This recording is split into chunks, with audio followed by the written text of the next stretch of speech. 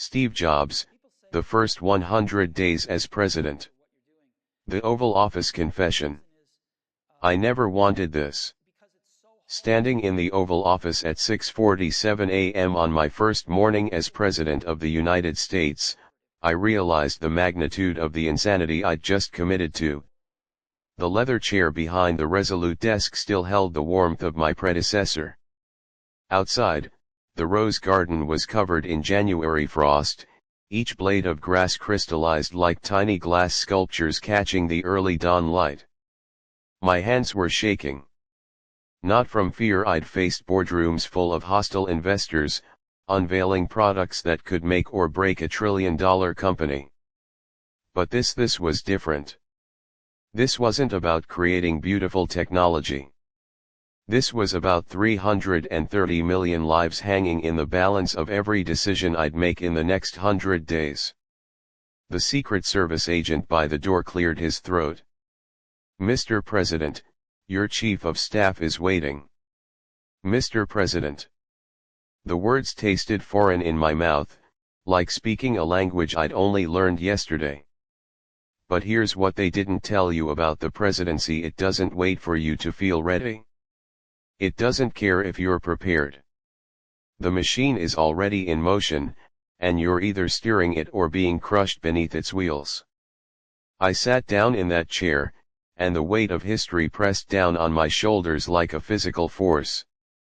What would you do if you had the power to reshape America but only 100 days to prove you weren't insane for trying? Day one, the speech they never expected.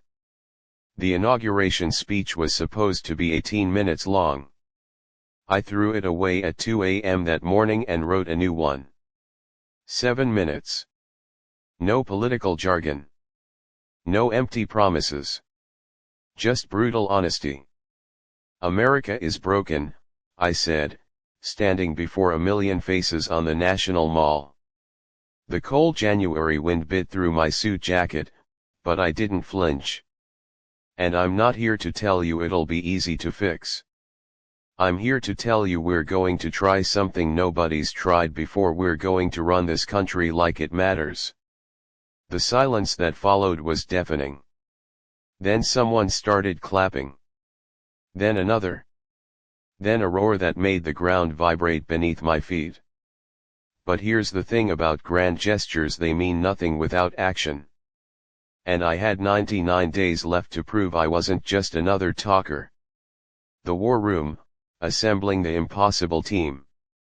By noon on day one, I'd done something no president had done before. I fired half the White House staff.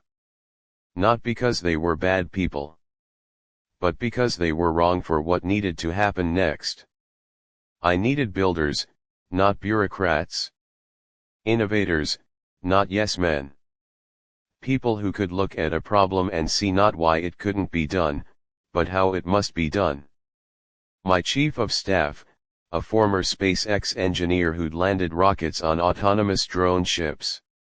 If she could coordinate that, she could coordinate anything. Secretary of Education, a teacher from a failing Detroit public school who'd created an underground coding program that got 94% of her students into college.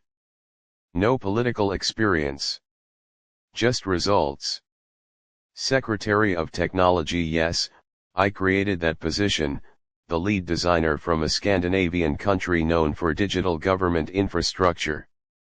Someone who understood that government services should work like an iPhone: intuitive, fast, beautiful. The Senate would fight me on these appointments. Let them. I had work to do. Day 7, the government shut down. That wasn't. Here's a secret about power: real power isn't forcing people to do what you want. It's making them want what you want. Every government agency head was summoned to the White House that first week. Not for a meeting, for a challenge.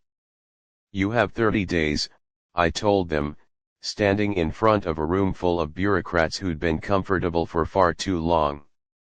"Show me one thing your agency does that makes an American citizen's life measurably better.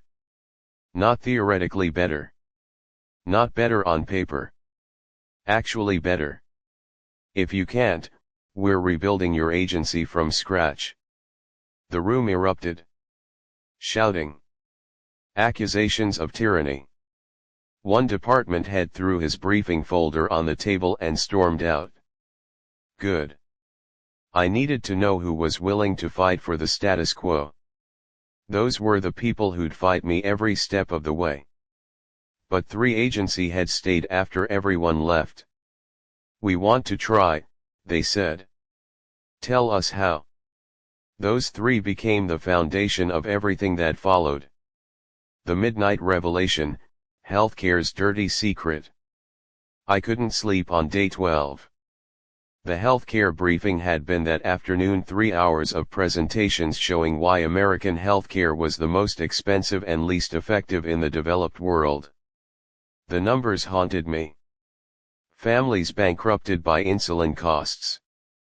People dying because they couldn't afford preventive care. A system designed not to heal, but to profit. At 2:34 a.m., I called the Secretary of Health into the Oval Office. What if we're asking the wrong question, I said, pacing in front of the windows. The Washington Monument stood like a white needle against the black sky. Everyone's fighting about insurance. But insurance isn't the product. Health is the product. What if we treated healthcare like a technology problem? Her eyes widened. You want to disrupt healthcare. I want to destroy the parts that don't work and rebuild the parts that do. Within 48 hours, we had a plan. Not a perfect plan but a bold one. And bold was what we needed. Day 15, the executive order that broke the internet. The executive order was titled simply, The Right to Digital Privacy. It was 3 pages long. Most executive orders are 40+ pages of legal gymnastics. Mine was written so a high school student could understand it. Key points: all data collected by American companies about American citizens must be deletable by the citizen on demand. No company can sell personal data without explicit, informed consent. Government agencies must get warrants for digital surveillance, just like physical surveillance. Tech companies must publish annual transparency reports showing exactly how they use citizen data. Silicon Valley erupted. My former peers called me a traitor. You built Apple on data.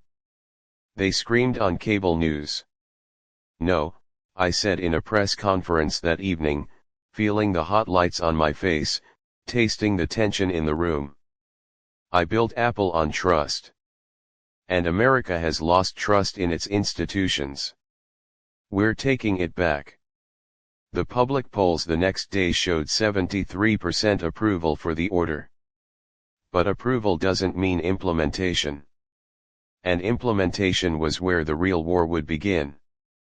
The infrastructure dream, rebuilding America's nervous system. On day 22, I visited Pittsburgh. Not for a photo op, for a reality check. The bridge we drove across had been rated structurally deficient for 8 years. The elementary school we visited had ceiling tiles stained with water damage, computers from 2009, and teachers buying supplies with their own money. That night, in a hotel room overlooking the Monongahela River, I drafted the American Infrastructure Renaissance Initiative. But here's where I broke from every president before me. I didn't ask Congress for $1 trillion to fix everything. I asked for $100 billion to prove a concept. We're going to fix 10 cities, I announced in a primetime address on day 25. Completely. Roads, bridges, schools, internet, water systems. Everything. And we're going to do it in 18 months with full transparency. Every dollar tracked. Every decision live streamed. And if we can prove it works, then we scale it. The political establishment laughed. Impossible, they said. I smiled. They'd said that about the iPhone too. Day 30, The education revolution nobody saw coming. The Secretary of Education walked into the Oval Office on day 30 with tears in her eyes. "We've been doing it wrong," she said. "All of us. For decades." She'd spent the last month visiting schools across America, not the showcase schools politicians visit, but the forgotten ones. Rural schools in Appalachia. Inner-city schools in Baltimore. Reservation schools in South Dakota. "The teachers know what works," she told me. "They've known for years. But the system won't let them do it." That afternoon, we launched the Teacher Liberation Act, not actual legislation yet, but a framework that would become legislation. The core idea: give teachers autonomy. Give schools control. Stop micromanaging education from Washington and start empowering the people who actually teach. Federal funding would go directly to schools based on one metric: improvement. Not test scores. Improvement. A school that brings reading levels up by 20% gets rewarded the same whether it's in Beverly Hills or the Bronx. The education establishment went ballistic. But teachers started calling it the first thing that's made sense in 30 years. The crisis nobody expected, day 37. The call came at 4:47 a.m. "Mr. President, we have a situation." A massive cyber attack had hit America's power grid. 6 states were experiencing rolling blackouts.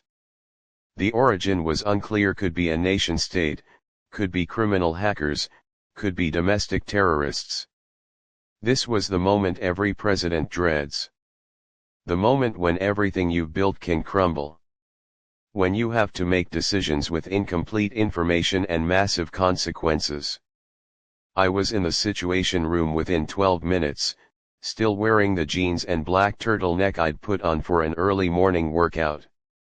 "Options," I said.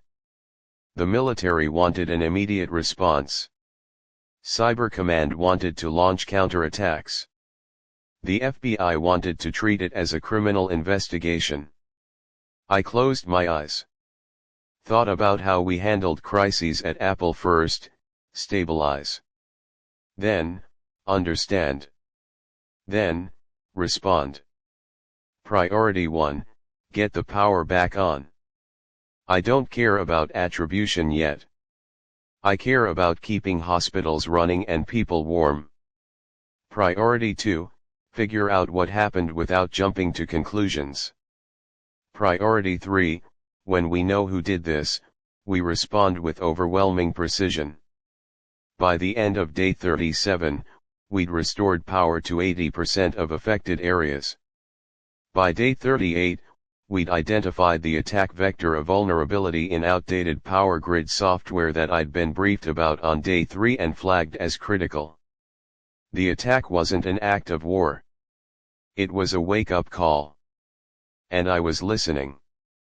Day 45, the climate pivot that changed everything. I've never been political about climate change. It's not political, it's physics. The Earth doesn't care about your party affiliation. On day 45, I announced the American Energy Transformation Initiative. Not a Green New Deal.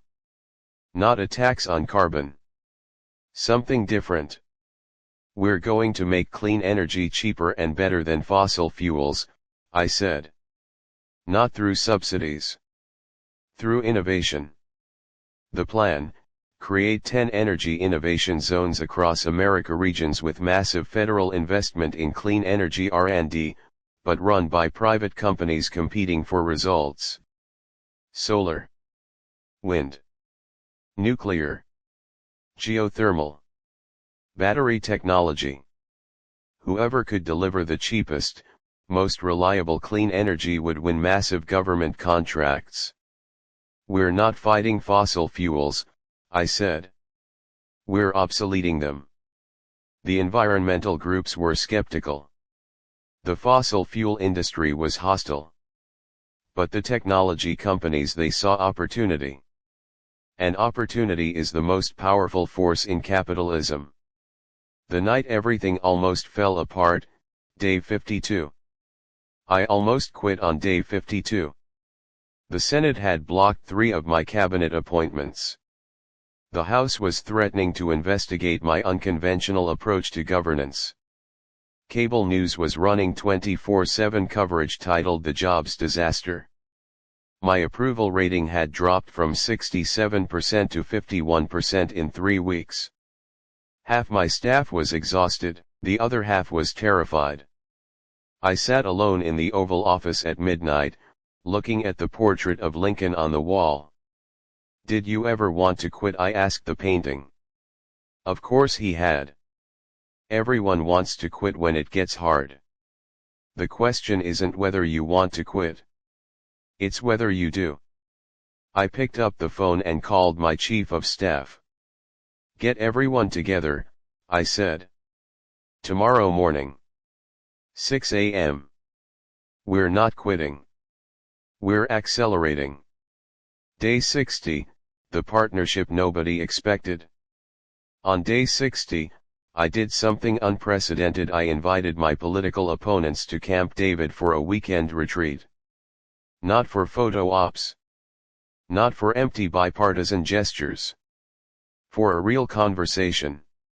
"Here's the deal," I told the group of senators and representatives who'd been fighting me for 2 months. "I'm not asking you to agree with me. I'm asking you to stop pretending the current system works." We spent 48 hours arguing, debating, sometimes shouting. But by Sunday evening, something shifted. 3 senators from the opposing party agreed to co-sponsor the infrastructure bill. 2 representatives committed to supporting the education reforms. Not because they liked me, but because they couldn't defend the status quo to their constituents anymore. Politics isn't about being liked. It's about being right enough that even your enemies can't ignore you. Day 75, the technology moonshot. "America put a man on the moon in less than a decade," I said in a speech at MIT on day 75. "We built the internet. We created the smartphone. We've always been a nation of builders. When did we stop believing we could do impossible things?" I announced the American Moonshot Initiative, not one project, but a framework for tackling massive challenges with the same intensity we'd once reserved for space exploration. The first 3 moonshots: 1. Cure Alzheimer's within 10 years. 2. Make America carbon neutral within 15 years. 3. Create universal high-speed internet access within 5 years. The scientific community called it ambitious. The political establishment called it naive. I called it Tuesday.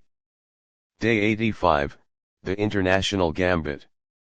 Foreign policy had been simmering in the background for 3 months. Now it boiled over. A crisis in Eastern Europe demanded American attention. Traditional allies expected traditional responses: military posturing, economic sanctions, strongly worded statements. I took a different approach. "We're not the world's police," I said in a call with world leaders. "But we are the world's partner. Tell me what you need to solve this, and let's figure out how to give it to you." It sounds naive written down. But here's what happened: by treating our allies like partners instead of subordinates, we built a coalition that actually worked together instead of just following American orders. The crisis de-escalated within 2 weeks. Not because of American military might, but because of American credibility. Day 90, the reckoning. The 100-day mark was approaching, and the media was sharpening their knives. President Jobs has attempted more changes in 90 days than most presidents attempt in 4 years, one analyst said. But has he actually accomplished anything? Fair question. Here's what the data showed: government digital services redesigned, 23% complete. Infrastructure pilot cities, Construction begun in 4 of 10. Healthcare price transparency, implemented across 40% of hospitals. Education reforms, adopted by 12 states voluntarily. Energy innovation zones, 6 of 10 operational. Approval rating, 54% higher than where I started. But numbers don't tell the real story. The real story was the teacher in Detroit who called my office crying because she finally had the resources to do her job. The real story was the veteran in Texas who could finally afford his medications because we'd forced price transparency. The real story was the entrepreneur in Nevada who started a clean energy company in one of our innovation zones. The real story was that America felt like it was moving again. Day 100. The speech that defined everything. I returned to the Capitol steps on day 100 for a progress report to the nation. The speech was supposed to be 30 minutes. I cut it to 10. 100 days ago, I told you America was broken, I said, feeling the spring wind on my face, seeing thousands of faces looking up at me. I still believe that. But I also believe something else now. America wants to be fixed.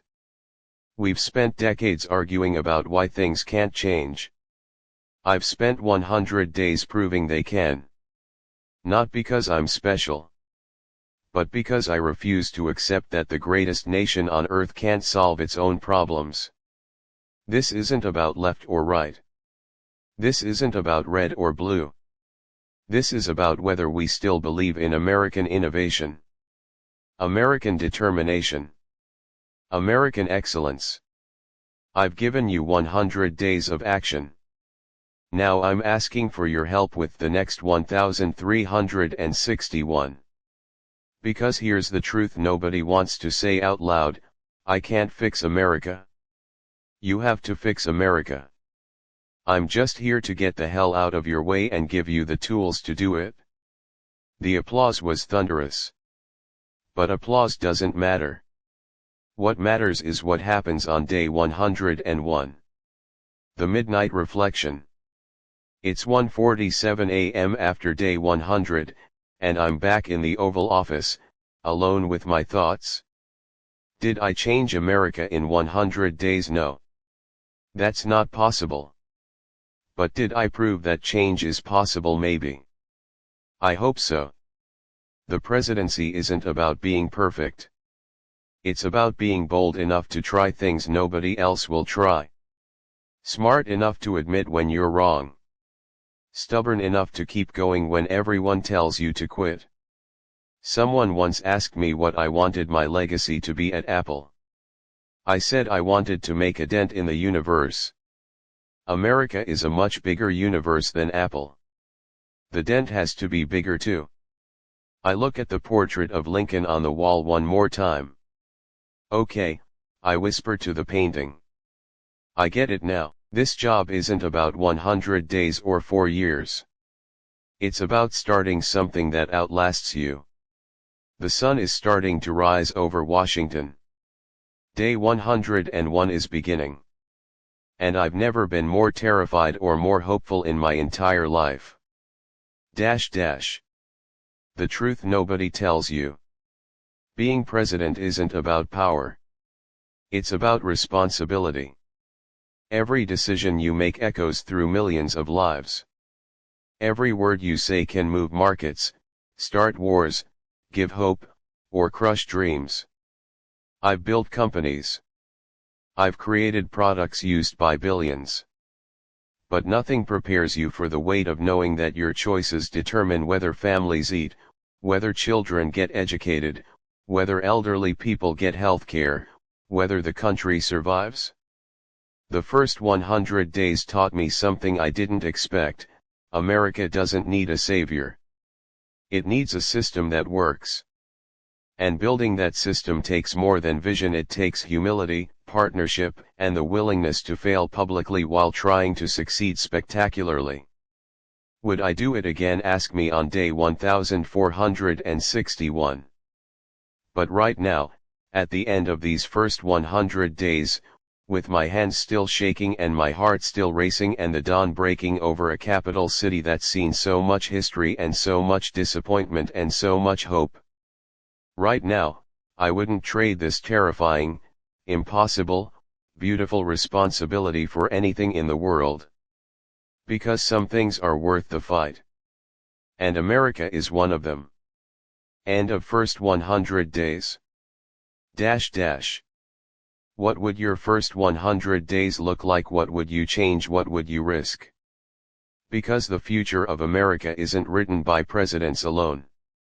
It's written by every person who decides that change is worth fighting for.